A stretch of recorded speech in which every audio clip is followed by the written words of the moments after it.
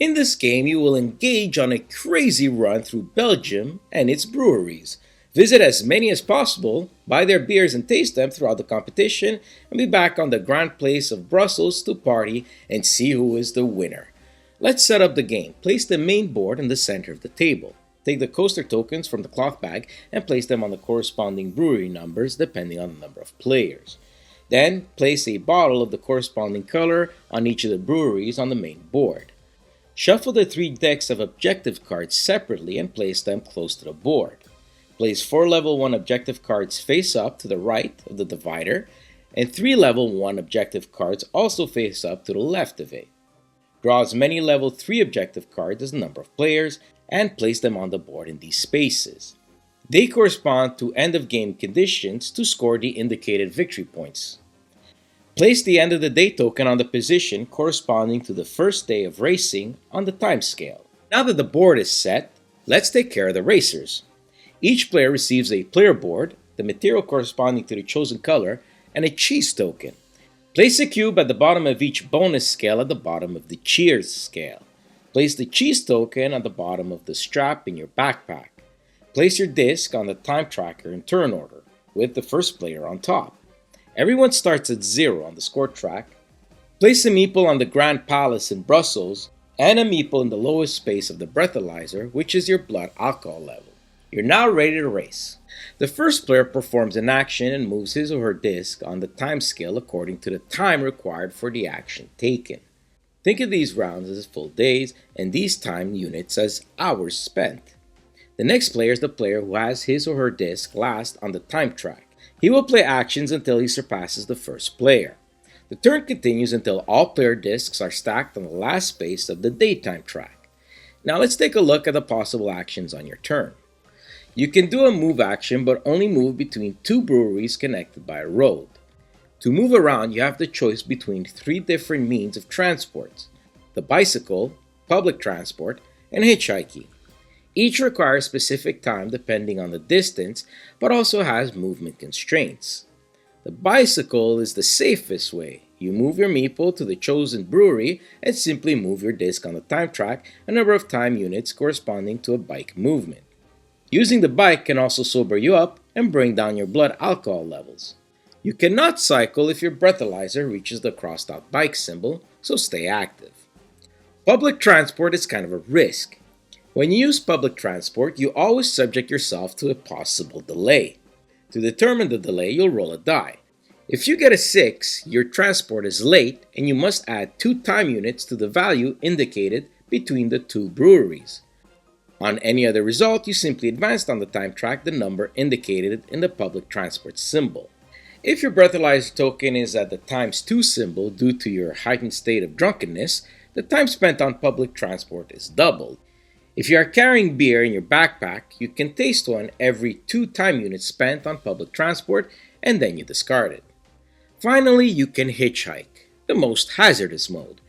When you are hitchhiking, you are never sure if you will be picked up.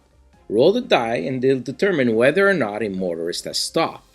On an odd result, you are picked up. You advance your disc on the time track the odd number rolled. On an even result, nobody picks you up. You waste the time and you advance your disc by 2 time units. Now, when you arrive at a brewery. If you're the first visitor to the brewery during the race, there'll be a bottle on it. You take the bottle if there is one, or 1 coaster token if there's no bottle. The bottles and coaster you can collect will earn you 1 point at the end of each racing day. If this is the first time you have visited the brewery, place a token of your color there. It will symbolize your visit.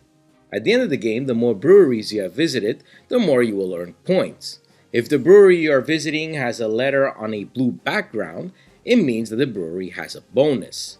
If you have just placed a token on this brewery, you increase your bonus level by 1. Now, tasting beer costs 1 unit. Advance your glass 1 space on the tasted beer track, but also move the meeple of your breathalyzer up by 1 notch. The number located to the right of the glass on the tasted beer track indicates the number of points earned during each daily scoring. You can buy a pack of 3 beers for 1 time unit. Take 3 beer tokens of the brewery type and place them in your backpack. If the cheese symbol is present on the visited brewery, you buy 1 piece of cheese. Buying cheese does not cost you an additional time, and then you increase your cheese token by 1 space on the strap of your backpack. During the day, you'll have compulsory actions in the brewery, like toasting. When you arrive at a brewery occupied by another player or players, you have to toast with them. The only condition is that all participating players have at least one beer in their respective backpack.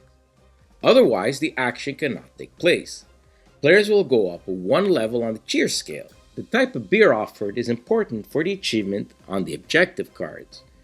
You can negotiate with other players in a friendly or strategic manner. Now let's talk about blood levels. The level of the breathalyzer at the end of the day determines the difficult awakening penalty that you will suffer at the start of the next day. However, eating 1 cheese allows you to decrease your breathalyzer level by 1, and a good night's sleep will also decrease your breathalyzer levels by 4.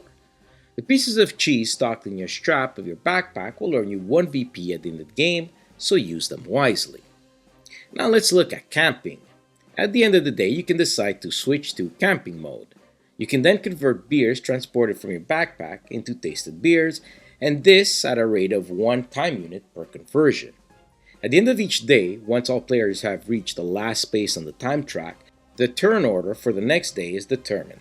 The awakened penalties are applied, the breathalyzer is adjusted, and the players perform the daily scoring, which only takes place at the end of the racing day. Now let's take a look at the objective cards, which consists of 8 cards. The player who fulfills the condition on an active objective takes it and puts it face down on his or her player board, and then slides the face-up objective card from the left of the bottling machine to replace the objective cards achieved during his or her turn. On the time track are broken bottle tokens. When a player reaches one of these tokens, they'll have the choice to remove this token and discard one of the 4 achievable objective cards. On the first day of racing, the objective cards are level 1. On the second day, the deck of level 1 objective cards and level 2 objective cards are shuffled to make a new deck, and level 3 objective cards are visible from the start of the game. These are taken into account during the endgame scoring. When the last day is over and the daily scoring has been made, it is checked if everyone is back on the Grand Palace in Brussels. The latecomers' penalties are applied, and the players perform the final scoring. Each player counts his VP and advances his disc on the scoring track in the following way: 1 point per transported beer present in his backpack, the points indicated on the space above the cheese token, the meeple on the cheers track, the space above each of the cubes on the bonus track, the total of points indicated on the recovered objective cards, as well as the points indicated on level 3 objective cards whose conditions are met by the players.